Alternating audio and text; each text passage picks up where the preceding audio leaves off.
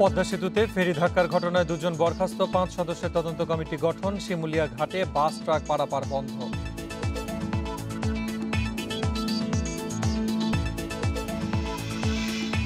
Corona আক্রান্ত উপসর্গ নিয়ে ১৫ জেলায় একদিনে ১৪২ মৃত্যু। স্বাস্থ্যবিধি কঠোরভাবে মেনে চলার তাগিদ।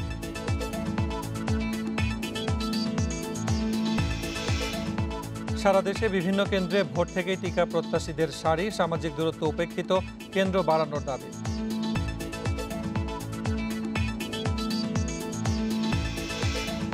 কক্সবাজারের উখিয়া ও টেকনাফ শিবিরে রোহিঙ্গাদের টিকাদান কর্মসূচি শুরু। প্রথম দফায় পাবে ৪৮,৫০০।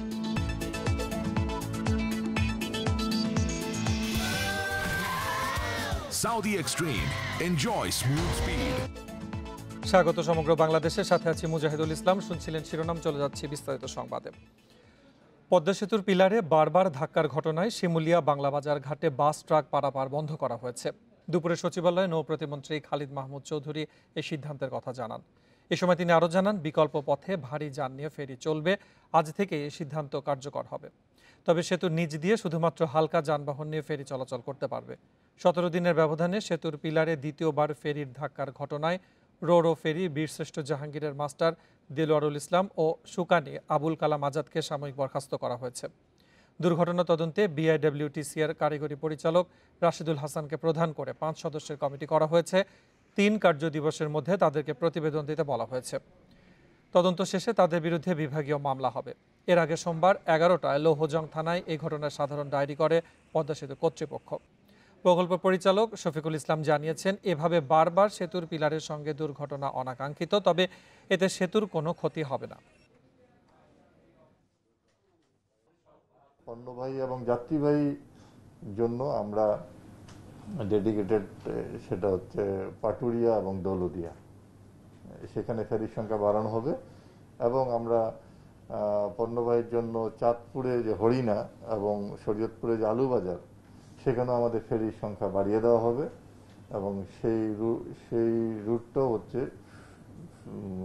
এই পণ্যবাহী পারাপারের জন্য ব্যবহার করা হবে। এ বিষয়ে সবশেষ খবর জানাতে মুন্সিগঞ্জের শিমুলিয়া ঘাটে আছেন সহকর্মী শুভ ঘোষ। শুভ, এই যে আমরা রিপোর্টে যেমনটি দেখছিলাম যে ঘটনাটি ঘটেছে, এই ঘটনায় কখন তদন্ত কমিটি গঠন করা হবে এবং প্রশাসন আর কি ধরনের ব্যবস্থা নিয়েছে? দেখুন, এই ঘটনায় কিন্তু ইতিমধ্যে তদন্ত কমিটি কিন্তু গঠন করা হয়ে গেছে। এখানে কিন্তু আপনার ৫ সদস্য বিশিষ্ট একটি তদন্ত কমিটি গঠন করা হয়েছে বিআইডব্লিউটিসির পক্ষ থেকে। সেখানে কিন্তু ৩ দিনের মধ্যে সেই তদন্ত প্রতিবেদন জমা দেওয়ার একটি নির্দেশনা দেওয়া হয়েছে। পাশাপাশি এই ঘটনায় কিন্তু গতকাল রাতে পদ্মা সেতু কর্তৃপক্ষ রাত ১১টার দিকে যে লৌহজং থানায় কিন্তু একটি সাধারণ ডায়েরি করে। এরপরে কিন্তু আমরা দেখেছি যে এই দুর্ঘটনাটি কিন্তু বারবার ঘটছে। আপনি জানেন, এই গতকাল সন্ধ্যায় যে ফেরি বীরশ্রেষ্ঠ জাহাঙ্গীর পদ্মা সেতুর ১০ নম্বর পিলারের সাথে ধাক্কা খায়, সেই ফেরিটি কিন্তু এখন মেরামতের জন্য এই ঘাটে যে শিমুলিয়া ঘাটে যে ২ নম্বর পল্টন, সেখানে কিন্তু রাখা হয়েছে। এবং সেখানে কিন্তু আমরা যদি একটু দেখাতে চেষ্টা করি, ফেরির যে পিছনের বাম পাশের যে অংশটি রয়েছে, মূলত সেই অংশটিতেই কিন্তু আসলে পদ্মা সেতুর যে ১০ নম্বর পিলারের সাথে ধাক্কা লাগে। এবং ধাক্কা লাগার পরে কিন্তু ফেরির যে ইঞ্জিনের যে কক্ষটি রয়েছে, সেখানে কিন্তু বেশি বলা চলে যে আসলে ব্যাপক ক্ষতিগ্রস্ত হয়েছে। এবং সেখানে কিন্তু তলা ফেটে আসলে প্রচন্ড পরিমাণ পানি ওঠার চিত্র কিন্তু আমরা দেখেছি। এরপরে কিন্তু পাম্পের সাহায্যে ফায়ার সার্ভিস কর্মীরা সেই সব আসলে পানিকে আসলে বের করে দেয় ফেরি থেকে। এরপর থেকে আমরা যেটি দেখেছি যে আপনার যে ফেরিটি শিমুলিয়া ঘাটে ২ নম্বর ঘাটে নোঙর করে রেখে সেখানে কিন্তু ফেরিটি মেরামতের কাজ চলছে। এবং ফেরিটির যারা আসলে মেরামত করছিলেন, আমি কিছুক্ষণ আগে সেই সব আসলে কর্মীদের সাথে কথা বলার চেষ্টা করেছিলাম। তারা বলছিলেন যে এই ইঞ্জিন যে রুমটি রয়েছে তার নিচ থেকেই কিন্তু মূলত তারা ঝালাই কাজটি করছেন। সেখানে কিন্তু প্রায় ২০ ইঞ্চিরও বেশি জায়গা কিন্তু এই ধাক্কায় আসলে ভেঙে গেছে, ক্ষতিগ্রস্ত হয়েছে। এবং সেখান থেকে কিন্তু এখনো আসলে পানি বেরোচ্ছে কিন্তু আমরা দেখেছি। এবং সেই পানিটি কিন্তু আমরা দেখেছি যে বিআইডব্লিউটিসির একজল চৌকস ডুবুরি কিন্তু জিনিস জানতে চাচ্ছি যে আজকে যে সিদ্ধান্তটি হয়েছে যে শিমুলিয়া বাংলাবাজার ঘাটে বাস ট্রাক পারাপার বন্ধ, এই সিদ্ধান্তের কারণে আসলে ঘাটের যে সেখানে কি অতিরিক্ত কোনো ধরনের জ্যামের সৃষ্টি হয়েছে কিনা? দেখুন আসলে আজ থেকে কিন্তু আসলে সীমিত পরিসরে মাত্র 60টি ফেরি চলাচল করছে। আপনি জানেন দুর্ঘটনার পর থেকেই এই ফেরিটি বন্ধ রয়েছে এবং আগামীকাল থেকে আপনি জানেন যে লকডাউন খুলে যাচ্ছে। এতে করে কিন্তু আমরা সকাল থেকেই আসলে শিমুলিয়া ঘাটে ঢাকামুখী যেসব কর্মস্থলে ফেরা মানুষের ভিড় সেটি কিন্তু আমরা দেখতে পাচ্ছি এবং বেলা যত বেড়েছে আমরা কিন্তু এইসব মানুষকে শিমুলিয়া ঘাটে আসতে কিন্তু আমরা দেখেছি। তবে গণপরিবহন বন্ধ থাকার কারণে কিন্তু এইসব মানুষকে ভেঙে ভেঙে তীব্র ভোগান্তি পোহাতে হয়েছে বলে কিন্তু আমরা দেখতে পেয়েছি। আর এছাড়াও যদি আপনাকে আরেকটি বিষয় জানিয়ে রাখি যে ঘাট কর্তৃপক্ষের সাথে আমরা কথা বলে যেটি জানতে পেরেছি তারা কিন্তু আপাতত ফেরির সংখ্যা কিন্তু তারা আর বাড়াচ্ছেন না এবং যে তদন্ত কমিটি গঠন করা হয়েছে সেটি যে তদন্ত প্রতিবেদন সেটি দেওয়ার পরেই কিন্তু আসলে যে ফেরিটি দুর্ঘটনার ধাক্কা লেগেছে মূলত সেই ফেরিটি আসলে চালানো যায় কিনা সেই বিষয়ে তারা সিদ্ধান্ত নেবেন। তো মুন্সিগঞ্জের শিমুলিয়া ঘাট থেকে যোগ দিয়েছিলেন সহকর্মী শুভ ঘোষ। করোনা আক্রান্ত উপসর্গ নিয়ে 24 ঘন্টায় রাজশাহী ও ময়মনসিংহ সহ 15 জেলায় আরও 142 জনের মৃত্যু হয়েছে। এর মধ্যে করোনায় 97 জন এবং উপসর্গ নিয়ে মারা গেছেন 45 জন। স্বাস্থ্যবিধি না মানায় মৃত্যু ও সংক্রমণ বাড়ছে বলছেন জনস্বাস্থ্য বিশেষজ্ঞরা। রাজশাহীতে কমছে না করোনায় মৃত্যুর সংখ্যা। সোমবার রাজশাহী মেডিকেলে করোনায় 11 জনের মৃত্যু হলেও মাত্র একদিনের ব্যবধানে মঙ্গলবার তা বেড়ে দাঁড়ায় 21 জনে। তাদের বেশিরভাগই 51 থেকে 61 বছরের বয়স্ক ছিলেন। সম্পূর্ণ সাপোর্ট যখন আমরা দিই তারপর দেখা যাচ্ছে বাঁচানো যাচ্ছে না। তো এইটা হলো একটা মানে এই ডেল্টা ভেরিয়েন্টের একটা মানে কি বলবো যে একটা ডেঞ্জারাসনেস, যেটাই সবাই সারা বিশ্বের জন্য এই ভ্যারিয়েন্টটা খুব আতঙ্ক তৈরি করেছে মানুষের মধ্যে। সব কিছু করার পরও দেখা গেল যে রোগীকে বাঁচানো যাচ্ছে না। অবস্থার পরিবর্তন নেই ময়মনসিংহ। 24 ঘন্টায় এ জেলায় করোনা ও উপসর্গ নিয়ে মৃত্যু হয়েছে 15 জনের। তাদের মধ্যে 9 জন মারা গেছেন উপসর্গ নিয়ে। এদিকে শুধু করোনায় আক্রান্ত হয়ে সিলেটে 15 জন, চট্টগ্রামে 10 জন, কুমিল্লায় 11 জন ও বগুড়ায় 7 জনের মৃত্যু হয়েছে।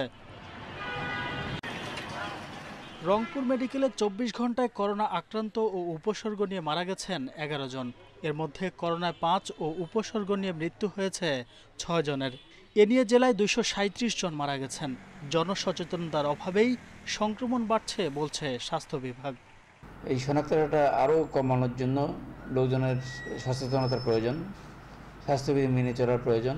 লকডাউন খুলে দেওয়ার পরে লোকজন বিভিন্নভাবে যাতায়াত করবেন, জনসমাগম হবে, সেখানে আমরা বিভিন্নভাবে প্রচার করছি যাতে স্বাস্থ্যবিধি মেনে লোকজন চলাফেরা করে।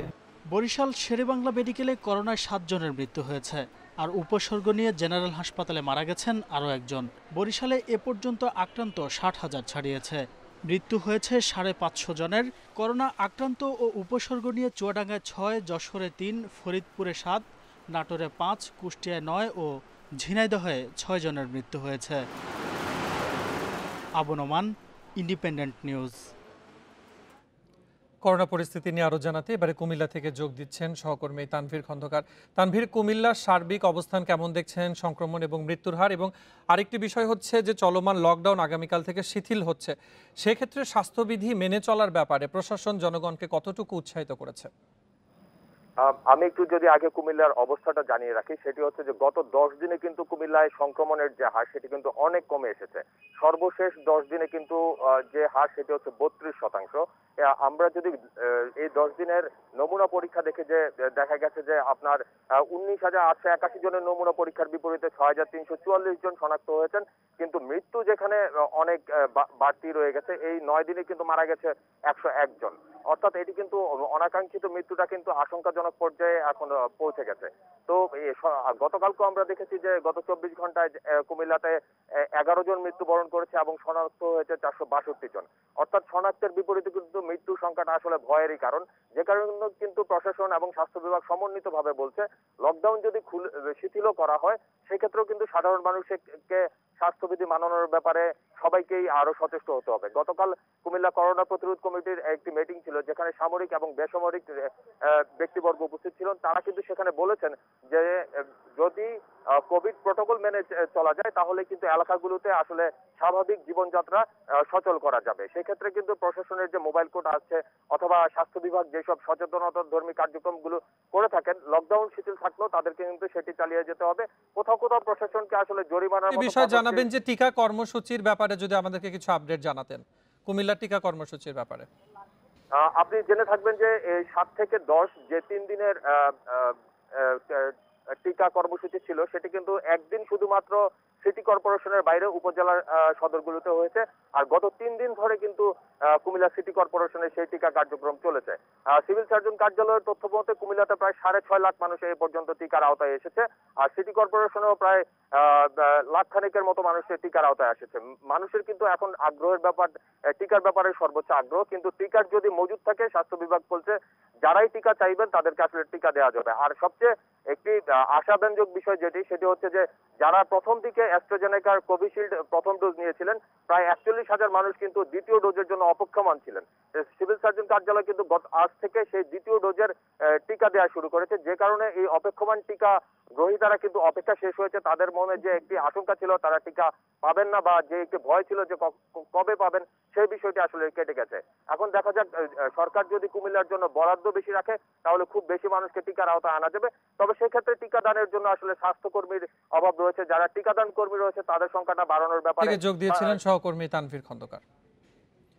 ময়মনসিংহ মেডিকেল কলেজ হাসপাতালের করোনা ইউনিটে প্রতিনিয়ত বেড়ে চলেছে রোগী ও মৃত্যুর সংখ্যা। ডেডিকেটেড ইউনিটের কোনো ওয়ার্ডে খালি নেই শয্যা। সাধারণ ওয়ার্ড ও আইসিইউতে শয্যার সংখ্যা বাড়ানো হলেও রোগীর চাপ সামাল দিতে পারছে না কর্তৃপক্ষ। রোগীর চাপ বেড়ে যাওয়ায় দেখা দিয়েছে অক্সিজেন সংকট। ময়মনসিংহ মেডিকেল কলেজ হাসপাতালের করোনা ইউনিটে রোগীর চাপ বাড়ার পাশাপাশি বাড়ছে মৃত্যুর সংখ্যা। প্রতিদিনই গুরুতর অসুস্থ অবস্থায় প্রায় অর্ধশতাধিক রোগী এই হাসপাতালে ভর্তি হচ্ছেন। গত বছর 210টি সাধারণ শয্যা ও 10টি আইসিইউ শয্যা নিয়ে ডেডিকেটেড করোনা ইউনিটের যাত্রা শুরু হয়। রোগী বাড়ার সঙ্গে শয্যা সংখ্যাও বাড়ানো হয়েছে। বর্তমানে করোনা ইউনিটে 400টি শয্যা রয়েছে, আর আইসিইউ সংখ্যা বৃদ্ধি পেয়ে হয়েছে 25টি। তবে এসব বেডে চিকিৎসা নিচ্ছেন 600 রোগী। অতিরিক্ত রোগীর সেবা দিতে গিয়ে হিমশিম খাচ্ছে হাসপাতাল কর্তৃপক্ষ। চিকিৎসক ও নার্স সংকটের পাশাপাশি রয়েছে অক্সিজেনের সংকটও। সিলিন্ডারের ক্রাইসিস দেখা যাচ্ছে, কারণ এই সিলিন্ডারটার জন্য একটু সমস্যা হচ্ছে। আর অন্য কোনো সমস্যা হচ্ছে না। রোগী বেশি, ডাক্তার নার্সরা অনেক সহযোগিতা করতেছে। রোগীদের প্রাণ বাঁচাতে অক্সিজেন সমস্যা নিরসনে চিকিৎসকদের পাশাপাশি প্রশাসনিক ও রাজনৈতিক নেতাদের দায়িত্বশীল ভূমিকা পালনের আহ্বান জানিয়েছেন স্বেচ্ছাসেবকরা। সরকারের উচ্চ পর্যায়ে যারা আছেন তারাও এই বিষয়টিকে সম্পৃক্ত হয়ে খুব সহজে যেইভাবে অক্সিজেন যত দ্রুত আনা যায়, প্রয়োজনে এখন 2টি গাড়ি কিংবা 1টি গাড়ি যাচ্ছে, সেখানে প্রয়োজনে মানুষ বাঁচানোর জন্য 5টি গাড়ি দেওয়া হোক। হাসপাতালে দেরি করে আসা ও গুরুতর অসুস্থ রোগীর সংখ্যা বেশি হয় মৃত্যু বাড়ছে বলছেন চিকিৎসকরা। রোগীর সংখ্যা বৃদ্ধি পেলে স্বাভাবিকভাবেই কিন্তু মৃত্যুর সংখ্যা বাড়বে। আগে যেমন আমাদের হসপিটালে ভর্তি হতো মৃদু এবং মাঝারি উপসর্গের রোগী, এখন যেটা দেখা যাচ্ছে যে আপনার গুরুতর উপসর্গের রোগীগুলো বেশি ভর্তি হচ্ছে। ময়মনসিংহ মেডিকেল কলেজ হাসপাতালে গেল মাসে করোনা আক্রান্ত ও উপসর্গ নিয়ে 454 জনের মৃত্যু হয়েছে, আর চলতি মাসের 8 দিনে মারা গেছেন 158 জন। Independent news desk. মাদক মামলায় পরিমণীয় প্রযোজক নজরুল ইসলাম রাজ সহ 4 জনের রিমান্ড মঞ্জুরের বিষয়ে কথা বলছেন সিআইডির প্রধান মাহবুবুর রহমান। আমরা সরাসরি চলে যাচ্ছি সেখানে। কে আনলো, কিভাবে আসলো, কোথায় থেকে টাকা পেলো, এইসব ডাউটগুলো আমাদের তো থাকে। ইনভেস্টিগেশনের স্বার্থে এগুলোকে আমরা যখন পুলিশ রিপোর্ট তৈরি করি তখন আমাদেরকে এই জিনিসগুলোর অ্যান্সার আমাদেরকে রেডি করতে হয়। সো সেইগুলোকে আমরা জিজ্ঞাসাবাদ করছি, এবং জিজ্ঞাসাবাদ করার পরেই কিন্তু বুঝতে পারবো এটা কোন দিকে যায়। আমরা কিন্তু যখন ইনভেস্টিগেশন করি আমরা একদম ওপেন মাইন্ড নিয়ে, ফ্রি মাইন্ড নিয়ে আমরা ইনভেস্টিগেশন করি। আমরা কোনো রকম প্রিকনসিপ্ট আইডিয়া নিয়ে কোনো ইনভেস্টিগেশন আমরা করি না। যেহেতু এই জিনিসগুলো আসছে ইললিগাল জিনিস, কোথা থেকে আসলো, কারা আনলো, কিভাবে আসলো, কে পয়সা দিল, সোর্স কোথায়, এই জিনিসগুলো আমাদের জানার প্রয়োজন আছে। আমরা এনকোয়ারি করছি, আমরা অনুসন্ধান করছি, আমরা এনকোয়ারি করছি। গাড়িগুলো আমরা এই পর্যন্ত 6টা গাড়ি আমরা যে সিজ করেছি, আমরা এগুলো আবার বিআরটি এর কাছ থেকে আমরা নিচ্ছি কার নামে আছে, যদি থাকে তাহলে সে কোথা থেকে আসলো, তার সেগুলো আবার প্রপারলি আনা হয়েছে কিনা সেই জিনিসগুলো আমরা ভেরিফাই করব। তদন্ত শেষ করে এগুলি শেষ করেই আমাদের তদন্তটা শেষ করতে হবে। আমরা আমরা আমরা সেটা আমাদের কাছে আছে, আমরা জানাই দেবো আপনাদের কাছে, এটা লিস্ট দিয়ে দেবো কোনটা গাড়ি কোথেকে পেয়েছি সেটা আমাদের কাছে লিস্ট আছে, আমরা মিডিয়া কাছে আমি দিয়ে দিব, লিস্টটা দিয়ে দেবো আপনাদেরকে। সিজ করেছি আমরা পরিবহনের যে হেরিয়ার যে জিপটা সেটা আমরা সিজ করেছি। আজকের প্রসঙ্গে একটু আসতে চাই, আদালতে আজকে একটি বিষয় নিয়ে খুব বিতর্ক হয়েছে। পরিবহনের আইনজীবী দাবি করেছেন যে গত 122 ঘন্টা ধরে পরিবহনী এক পোশাকে ছিলেন, একটি মাস্ক ব্যবহার করেছেন। তো এইটা কি আসলে এটার যৌক্তিকতা কতটুকু, এটা কি ঘটনা সত্য? এটা তো ডিফেন্সের কথা, ডিফেন্স অনেক কথা বলতে পারে। আমরা এখানে জিজ্ঞাসা সারা দেশে করোনা টিকা নিতে সাধারণ মানুষের আগ্রহ বাড়ার সাথে সাথে টিকা কেন্দ্রগুলোর সামনে বাড়ছে টিকা প্রত্যাশীদের ভিড়। প্রতিদিনই ভোর থেকে দীর্ঘ সময় লাইনে দাঁড়িয়ে থাকতে দেখা যায় অনেককে। বাড়তি ভিড়ের কারণে উপেক্ষিত সামাজিক দূরত্ব। এ অবস্থায় বুথের সংখ্যা বাড়ানোর দাবি ভুক্তভোগীদের। করোনার টিকা পেতে ভোর থেকে দীর্ঘ লাইনের এ দৃশ্য প্রতিদিনের। সামাজিক দূরত্ব বা স্বাস্থ্যবিধি উপেক্ষা করে মানুষের ভিড় খুলনা জেনারেল হাসপাতাল সহ 5টি টিকা কেন্দ্রের সামনেই। টিকা প্রত্যাশীরা বলছেন বুথের সংখ্যা কম হওয়ায় এমন ভোগান্তি, আর স্বাস্থ্য বিভাগ বলছে জনবল সংকটের কারণে বুথ বাড়ানো সম্ভব হচ্ছে না। এখানে এদিকেও ভিড় এদিকে ভিড়, এখন সবাই একটু চাচ্ছে আগে আগে যাওয়ার জন্য, এই জন্য এই জিনিসটা হচ্ছে। এটা 2-3 ভাগে ভাগ করা হতো, তাহলে লোকের সংখ্যা কম হতো, ফাঁকা ফাঁকা মানুষ থাকতে পারতো। ঊর্ধ্বতন কর্তৃপক্ষকে জানিয়েছি যে আমাদের আরো একটু জনবল বাড়ানো দরকার। তা সেখান থেকে যদি আমরা সিগন্যাল সেরকম পাই, অনুমোদন পাই, তাহলে অবশ্যই জনবল বাড়িয়ে আমরা আমাদের আরো বুথ করে আমরা আরো কেন্দ্র বাড়াতে চাই, বুথও বাড়াতে চাই। রাজশাহীর টিচার্স ট্রেনিং কলেজ সেন্টারে বেলা 11টার মধ্যে শেষ হয়ে যায় টিকার মজুদ। ফলে কয়েক ঘন্টা লাইনে দাঁড়িয়েও টিকা নিতে না পেরে ক্ষুব্ধ হয়ে ওঠেন ভুক্তভোগীরা। মোবাইলে মেসেজ দেওয়া হয়েছে, আসার পরে এই তো আমরা এসছি 11টার আগে, এসে বলছে যে টিকা নাই। আমার ডেট ছিল 8 তারিখে, আমি 8 তারিখে আসছি, বলছে যে টিকা নাই। আমি আজকে আসছি, বলছে আজকেও টিকা নাই। সিলেট ওসমানী মেডিকেল কলেজ হাসপাতাল ও পুলিশ লাইন হাসপাতালের দুটি কেন্দ্রে প্রতিদিন গড়ে 2,500 জন পাচ্ছেন মডার্নার টিকা। এছাড়া আগে যারা অ্যাস্ট্রাজেনেকা দ্বিতীয় ডোজ পাননি তারা টিকা পাচ্ছেন নগর ভবন কেন্দ্রে। রাঙামাটির বিলাইছড়ির দুর্গম বড়থলি ইউনিয়নে হেলিকপ্টারে করে 600 ডোজ টিকা পৌঁছে দিয়েছে সেনাবাহিনী। গণটিকা কার্যক্রমের আওতায় এসব টিকা দেওয়া হয়। রেশমি নন্দী, ইন্ডিপেন্ডেন্ট নিউজ। কক্সবাজারের উখিয়া ও টেকনাফে আশ্রয় নেওয়া রোহিঙ্গাদের করোনা টিকাদান শুরু হয়েছে। সকালে এই কার্যক্রম উদ্বোধন করেন শরণার্থী ত্রাণ ও প্রত্যাবাসন কমিশনার শাহ রেজওয়ান হায়াত। প্রথম দফায় 55 বছরের বেশি বয়সী প্রায় 48,500 রোহিঙ্গাকে টিকা দেওয়া হবে। পাশাপাশি ক্যাম্পে যারা এই কার্যক্রমের সাথে জড়িত তাদের সুরক্ষার বিষয়টিও বিবেচনা করা হচ্ছে। তাই টিকাদানের আওতায় আসছেন মাঝি, মসজিদের ইমাম এবং স্বেচ্ছাসেবকরা। 34টি ক্যাম্পে 56টি কেন্দ্রের মাধ্যমে এই কার্যক্রম চালানো হবে। Civil surgeon doctor Mahbubur Rahman জানিয়েছেন, রোহিঙ্গাদেরকে চীনের সিনোফার্ম টিকার প্রথম ডোজ দেওয়া হচ্ছে। পর্যায়ক্রমে ক্যাম্পে আশ্রয় নেওয়া সব রোহিঙ্গাকে এই টিকার আওতায় আনা হবে। এ পর্যন্ত প্রায় 3,000 রোহিঙ্গা করোনা আক্রান্ত হয়েছেন, মারা গেছেন 28 জন। এ নিয়ে আরো জানাতে এবার কক্সবাজার থেকে যোগ দিয়েছেন সহকর্মী তৌফিকুল ইসলাম। তৌফিকুল, কক্সবাজারে আজকে প্রথম শুরু হয়েছে রোহিঙ্গাদের টিকাদান কর্মসূচি। সেক্ষেত্রে সার্বিক কি ধরনের পরিকল্পনা নেওয়া হয়েছে? প্রতিদিন কতজনকে টিকার আওতায় আনা হবে? এবং এই যে টিকা পরিস্থিতিতে কিন্তু কেন্দ্রে কেন্দ্রে উপচে পড়া ভিড়ের আমরা খবর শুনছি, সেক্ষেত্রে রোহিঙ্গাদের মধ্যে কি ধরনের অবস্থান দেখছেন? শুরুতে যদি বলি রোহিঙ্গাদের আগ্রহের কথা, অর্থাৎ আজকে আমি রোহিঙ্গা ক্যাম্পের উখিয়ার বেশ কয়েকটি যে টিকা কেন্দ্রে আমি ঘুরে দেখেছি, সেখানে রোহিঙ্গাদের মাঝে বেশ আগ্রহ দেখা গেছে এবং সেখানে বিশেষ করে 55 বছরের ঊর্ধ্বে যে সকল মানুষ আছেন তারাই কিন্তু সেখানে ভিড় করছেন। তো আসলে আমি আজকে যেই বেশ কয়েকটি গণস্বাস্থ্য, তারপর হোপ ফাউন্ডেশন সহ আর বেশ কয়েকটি টিকা কেন্দ্রে গিয়ে দেখেছি, সেখানে মানুষ সাধারণত ভিড় করছে। তবে প্রতিটি টিকা কেন্দ্রে একদিনে 60টি করে টিকা তারা দিতে পারবে, অর্থাৎ 54টি কেন্দ্র করা হয়েছে, এখানে টিকাদান কেন্দ্র করা হয়েছে। প্রতিদিন এটি কার্যক্রম চলবে, অর্থাৎ 46,000-এর চেয়ে বেশি মানুষ রোহিঙ্গা এই টিকা পাবে বলে আমাদেরকে জানিয়েছেন। আজকে সকালে শরণার্থী ত্রাণ ও প্রত্যাবাসন কমিশনার এবং কক্সবাজারের সিভিল সার্জন তারা দুজনেই সেই রোহিঙ্গা ক্যাম্পের টিকা কেন্দ্র পরিদর্শন করেছেন এবং তারা বলছেন এটি একেবারেই বাংলাদেশ সরকারের যে অর্থায়নে এটি বাংলাদেশ সরকারের তত্ত্বাবধানে এটি করা হচ্ছে।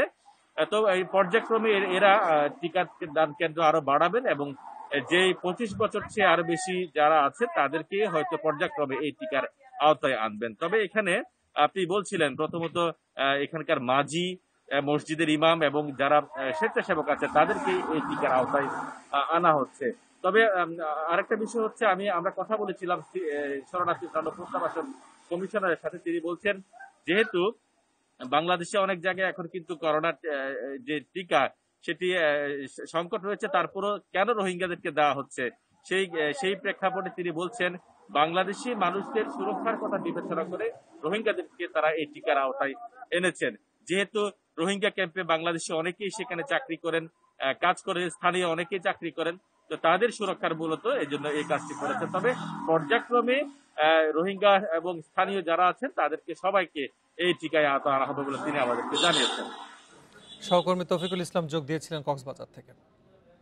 চট্টগ্রামের সিটি কর্পোরেশন জেনারেল হাসপাতালে করোনার টিকা নিয়ে নানা অনিয়ম ও অব্যবস্থাপনার অভিযোগ উঠেছে। এই কেন্দ্রে নিবন্ধিত অনেকে 1 মাসেও মেসেজ পায়নি, আবার SMS পেয়েও টিকা পাচ্ছেন না কেউ কেউ।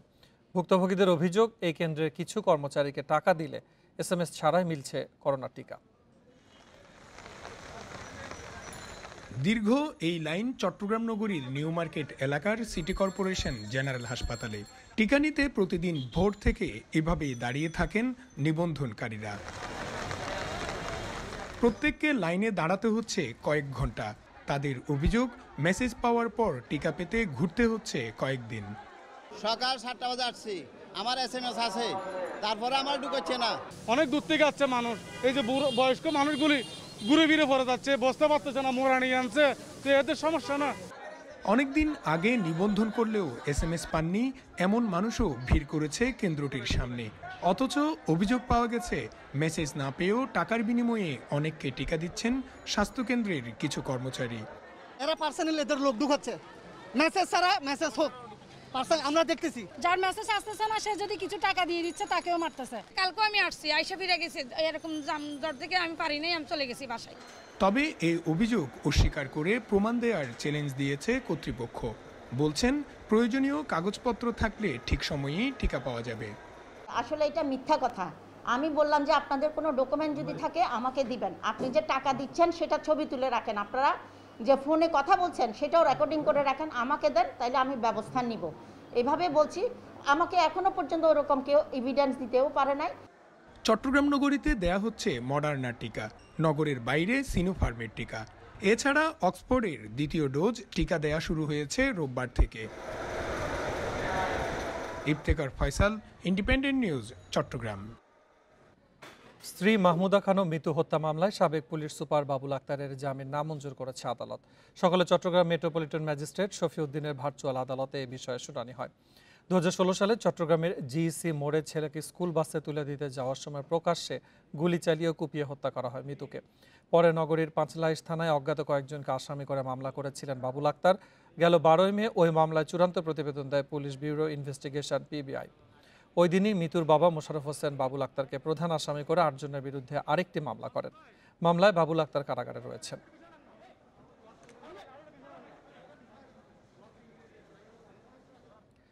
শেরপুরের শ্রীবর্দিতে এক যুবককে বাড়িতে ডেকে নিয়ে কুপিয়ে হত্যার অভিযোগ উঠেছে প্রেমিকার পরিবারের বিরুদ্ধে। এ ঘটনায় হওয়া মামলায় একজনকে গ্রেপ্তার করেছে পুলিশ। পুলিশ জানায় ভেলুয়া আকন্দ পাড়ার আনসার আলীর মেয়ের সাথে প্রেমের সম্পর্ক ছিল পার্শ্ববর্তী গ্রামের মিজানের। বিষয়টি জানতে পেরে রোববার রাতে মেয়েটির পরিবার মিজানকে বাড়িতে ডেকে নিয়ে এলোপাতাড়ি কুপিয়ে আহত করে। খবর পেয়ে মিজানের পরিবার তাকে উদ্ধার করে স্থানীয় উপজেলা স্বাস্থ্য কমপ্লেক্সে নেয়। সেখানে তাকে মৃত ঘোষণা করেন চিকিৎসক। এ ঘটনায় শ্রীবর্দী থানায় 5 জনের নাম সহ 11 জনের বিরুদ্ধে মামলা করে নিহতের পরিবার। পরে বাবুল নামের এক আসামিকে গ্রেপ্তার করা হয়েছে। ঘটনা সংক্রান্তে একজনকে আটক করি, পাশাপাশি আমরা আসামিদের গ্রেপ্তারের চেষ্টা করি এবং ঘটনাস্থল থেকে একটি রক্তমাখা দা জব্দ করি। সিলেটের জকিগঞ্জে নতুন 28তম গ্যাস ক্ষেত্র আবিষ্কারে উচ্ছ্বসিত স্থানীয়রা। এই ক্ষেত্রটি চালু হলে কর্মসংস্থানের পাশাপাশি জীবনমান পরিবর্তনের আশা তাদের। আর ব্যবসায়ী নেতারা বলছেন নতুন এই গ্যাস ক্ষেত্রকে কেন্দ্র করে প্রসার হবে সিলেট অঞ্চলে অর্থনীতি ও ব্যবসা বাণিজ্য। গত 15ই মার্চ সীমান্তবর্তী জকিগঞ্জের আনন্দপুর গ্রামে নতুন গ্যাস কূপের সন্ধান পায় বাপেক্স। এরপর প্রায় মাসখানেক ধরে চলে পরীক্ষা নিরীক্ষা ও সম্ভাব্যতা যাচাই। পরীক্ষায় কূপের 4টি স্তর থেকে 68 বিলিয়ন ঘনফুট গ্যাস পাওয়ার আশা করছে বাপেক্স, যা থেকে প্রতিদিন জাতীয় গ্রিডে সরবরাহ হবে 1 কোটি ঘনফুট। এদিকে নতুন গ্যাস ক্ষেত্রের আবিষ্কারে উচ্ছ্বসিত স্থানীয়রা। চোর হওয়ার সময় আমরা জানি কেন গ্যাস আছে খুব বেশি, আর এখন বর্তমানে তারা পাইছে খুব বেশি। আমরা তো খুশি, আমরা দেশের সম্পদ, দেশ আমার লাগলে তো খুশি। তাদের আশা, উৎপাদন শুরু হলে আবাসিক এলাকায় গ্যাস প্রাপ্তির পাশাপাশি হবে কর্মসংস্থানের সুযোগ। যেহেতু অত্র এলাকার সম্পদ এটা এবং জাতীয় সম্পদ পাশাপাশি, যাতে আমাদের অত্র এলাকার মানুষ এটা থেকে উপকৃত হয় বা এটা কোনো মাধ্যমে যাতে আমরা এটা পাওয়ার কোনো সুযোগ থাকে। আমরা যেন জকিগঞ্জবাসী গ্যাস পাই এবং আমাদের স্থানীয় যারা বেকার যুবক আছে, শিক্ষিত আছে, তাদেরকে যেন এই গ্যাস ফিল্ডে কর্মসংস্থানের সুযোগ করে দেওয়া হয়। ব্যবসায়ীরা বলছেন, কূপটিতে আশানুরূপ গ্যাস পাওয়া গেলে সিলেট অঞ্চলের বাণিজ্য ও শিল্পাঞ্চলের প্রসার ঘটবে। যদি এখানে গ্যাস উত্তোলন হয় এবং আমরা ইন্ডাস্ট্রি করতে পারি, তাহলে আমাদের এখানে প্রোডাকশন বাড়বে, এখানে ইনভেস্ট বাড়বে, প্রবাসী বিনিয়োগের সম্ভাবনা আছে। আর এইখানের যে প্রোডাক্টগুলো আমাদের দেশে চাহিদা পূরণ করে, বাইরেও কিন্তু আমরা রপ্তানি করার অনেকটা সুযোগ থাকবে। নতুন এই গ্যাস ক্ষেত্রে যে পরিমাণ গ্যাস পাওয়া যাবে তার বর্তমান দাম 1276 কোটি টাকা। মাধব কর্মকার, ইন্ডিপেন্ডেন্ট নিউজ, সিলেট। সকলের সমন্বিত প্রচেষ্টায় করোনা পরিস্থিতি অনেকটাই নিয়ন্ত্রণে রাখা সম্ভব হয়েছে। সকালে টাঙ্গাইলে সেনাবাহিনীর অপারেশন কোভিড শিল্ড পর্ব 2 এর আওতায় টহল কার্যক্রম পরিদর্শন শেষে একথা বলেন সেনাপ্রধান জেনারেল এস.এম. শফিউদ্দিন আহমেদ। এ সময় তিনি আরও বলেন, যদি আবারও কঠোর লকডাউন দেওয়া হয়, সেনাবাহিনী সেই কার্যক্রমে স্থানীয় প্রশাসন ও জনপ্রতিনিধিদের সঙ্গে সম্মিলিতভাবে কাজ করবে। এভাবে একসাথে কাজ করলে পরিস্থিতির দ্রুত উন্নতি সম্ভব। এর আগে শহরের নিরালা মোড় ও ভিক্টোরিয়া রোডে সেনা সদস্যদের কার্যক্রম পরিদর্শন করেন।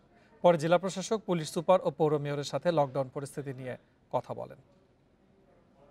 লকডাউনটা শিথিল করা হচ্ছে, আমাদের পেট্রোল কার্যক্রমও সেইভাবে আমরা পুনর্বিন্যাস করব। আর যদি পরিস্থিতি ডেটোরিয়েট করে, কঠোর লকডাউন যদি দেওয়া হয়, আমাদের কার্যক্রম সেইভাবে আমরা চালাবো। বাট এবার আমি খুব খুশি যে অসামরিক প্রশাসন, পুলিশ প্রশাসন এবং জনপ্রতিনিধি সবার সাথে মিলিয়ে সেনাবাহিনী কিন্তু এবার অত্যন্ত ভালোভাবে কাজ করেছে। শরীয়তপুর সদরের বালাখানা এলাকায় বেইলি ব্রিজ ভেঙে পাথর বোঝায় ট্রাক খাদে পড়ে একজন নিহত হয়েছেন। আহত হয়েছেন আরও 4 জন। এতে শরীয়তপুর নড়িয়া সড়কের সব ধরনের যান চলাচল বন্ধ রয়েছে। পুলিশ ও ফায়ার সার্ভিস জানায়, কুষ্টিয়া থেকে শরীয়তপুরের নড়িয়া যাওয়ার পথে সকাল 10টার দিকে বেইলি ব্রিজটি পার হওয়ার সময় পাথর বোঝায় ট্রাকটি নিচে পড়ে যায়। এ সময় ট্রাক ও পাথরের নিচে চাপা পড়েন 5 শ্রমিক। তাদের উদ্ধার করে শরীয়তপুর সদর হাসপাতালে পাঠানো হলে একজনকে মৃত ঘোষণা করেন চিকিৎসক। সেতু সংস্কার করে যান চলাচল স্বাভাবিক হতে 48 ঘন্টা লাগতে পারে বলে জানিয়েছে সড়ক ও জনপথ বিভাগ।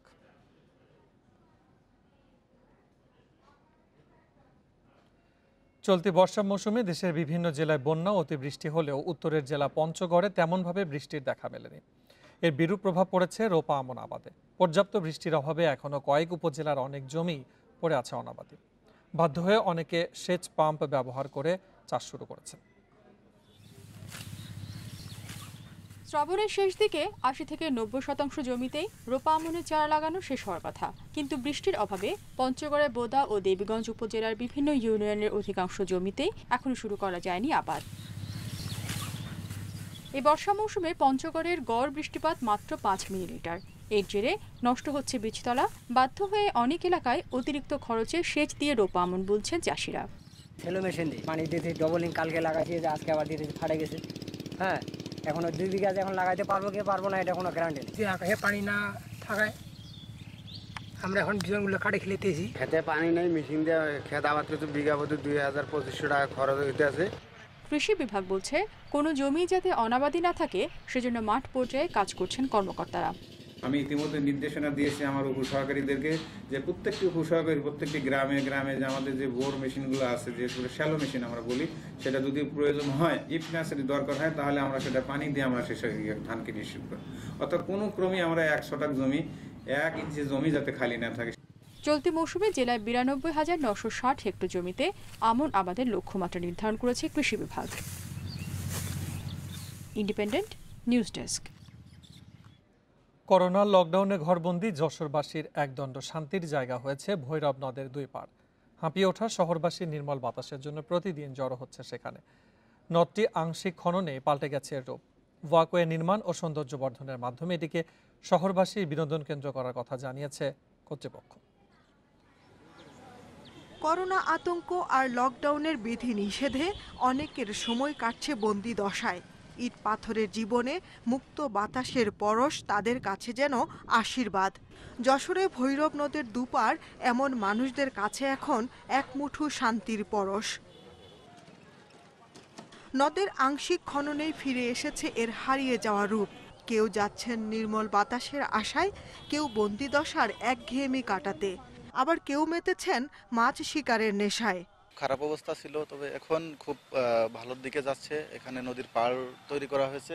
আমরা এই যে বেড়াতে বের হই বিকালে বিকালে, মাঝে মাঝে আসি, খুব ভালো লাগে। কিন্তু এই যে বৃষ্টির কারণে মাটি ভেঙে যাচ্ছে, আগাছা জন্মাচ্ছে। এই পাড়টা যদি একটু সৌন্দর্য বর্ধনের কাজটা যদি দ্রুত গতির সাথে করা হতো, তাহলে মনে হয় পরিবেশটা আরো ভালো হতো। সবুজ বিনোদনের একটা জায়গা, মানুষ মানে সুন্দর করে নিঃশ্বাস নিতে পারবে এরকম একটা জায়গা আমরা আশা করেছিলাম, কিন্তু 2 বছর হয়ে গেল অদ্যাবধি আমরা আসলে এরকম কোনো বাস্তবায়ন দেখিনি। চলমান করোনা মহামারীর কারণে কাজের গতি কমলেও নদের দুপাড়কে দৃষ্টিনন্দন করতে দ্রুত কাজ শুরুর কথা জানিয়েছে পানি উন্নয়ন বোর্ড। খননের পরবর্তী দুই পাশে বার্মে যে জায়গাটি আছে আমাদের একদম সীমানা বরাবর আমরা ওয়াকওয়ে নির্মাণ করব, যাতে শহরের মানুষ এখানে একটু ঘুরতে পারে, এবং এখানে আমরা সৌন্দর্য বর্ধনও করব, এবং আশা করা যাচ্ছে আগামী জুনের ভিতরে 2022-এর জুনের ভিতরে আমরা কাজটা শেষ করতে পারব। খনন শেষ হলে প্রায় 150 বছর পর নগরবাসী দেখতে পাবে জোয়ার ভাটার দৃশ্য। এছাড়া নদটি নগরবাসীর বিনোদনের মাধ্যম হয়ে উঠবে বলে আশা স্থানীয়দের। Independent news desk. চট্টগ্রামে সিআরবির অনিন্দ্য সুন্দর প্রাকৃতিক পরিবেশে যারা হাসপাতাল করতে চায় তারা চট্টগ্রামের শত্রু হিসেবে বিবেচনা হবেন বলে মন্তব্য করেছেন 21শে পদকপ্রাপ্ত সমাজবিজ্ঞানী ডক্টর অনুপম সেন। সকালে চট্টগ্রামে নাগরিক সমাজের ব্যানারে আয়োজিত এক সাংবাদিক সম্মেলনে তিনি কথা বলেন। তিনি আরও বলেন, সিআরবির মতো আর কোনো উন্মুক্ত স্থান নেই যেখানে নগরবাসী বুক ভরে শ্বাস নিতে পারে। হাসপাতাল করলে সেটি অন্য জায়গায় করতে হবে। সংবাদ সম্মেলনে লিখিত বক্তব্য দেন নাগরিক সমাজের সদস্য সচিব ইব্রাহিম হোসেন চৌধুরী। এ সময় অন্যদের মধ্যে চট্টগ্রাম আইনজীবী সমিতির সাবেক সভাপতি ইফতেখার সাইমুল চৌধুরী, চট্টগ্রাম প্রেস ক্লাবের সাধারণ সম্পাদক চৌধুরী ফরিদ, বিএফইউজের যুগ্ম মহাসচিব মহসিন কাজী সহ বিশিষ্ট নাগরিকেরা উপস্থিত ছিলেন।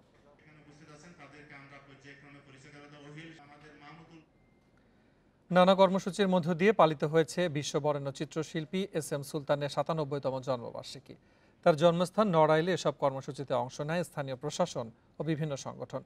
সকালে সুলতানের সমাধিতে চত্বরে কোরআনখানির মধ্য দিয়ে কর্মসূচি শুরু হয়। পরে শিল্পীর কবরে বিভিন্ন সামাজিক ও সাংস্কৃতিক সংগঠনের পক্ষ থেকে শ্রদ্ধা শেষে বিদেহী আত্মার মাগফিরাত কামনা করা হয়।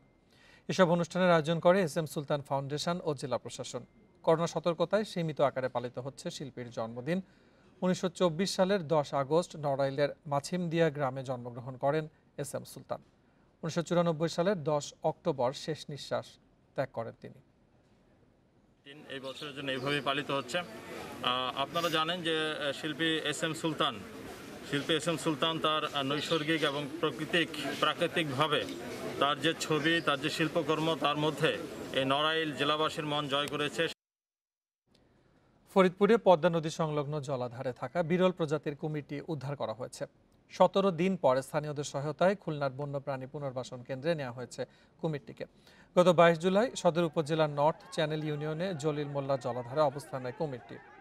স্থানীয়দের নজরে আসার পর প্রথমে ফরিদপুরের বন বিভাগ এবং পরে খুলনা থেকে বন্যপ্রাণী ও প্রকৃতি সংরক্ষণ বিভাগের কর্মকর্তারা 2 দফায় সেটি উদ্ধারে ব্যর্থ হয়। সোমবার বিকেলে সেটি ডাঙায় উঠলে স্থানীয়রা জাল দিয়ে আটক করে। পরে কুমিরটিকে প্রাণী সম্প্রসারণ ও প্রকৃতি সংরক্ষণ বিভাগের খুলনা অঞ্চলের কর্মকর্তাদের হাতে তুলে দেওয়া হয়। একজনের দিয়ে হাঁস দাবার দিচ্ছে, দিয়ে পরে আমরা সবাই মিলে আইসে পরে নৌকা দিয়ে দাবার দিচ্ছে, ওদের দিয়ে কি শিও লোকজন আইসে ওই নেট জাল দিয়ে যা তাদের দৈরে রাখছে, চার কোনা দিয়ে ইট বালি এবং লোহা দিয়ে ভাড়াদা রাখা। এই ছিল সমগ্র বাংলাদেশের আজকের আয়োজন। এছাড়া ইন্ডিপেন্ডেন্ট টেলিভিশনের সব খবর আর বিস্তারিত জানতে চোখ রাখুন ফেসবুক, ইউটিউব ও টুইটারে। ধন্যবাদ এতক্ষণ সাথে থাকার জন্য।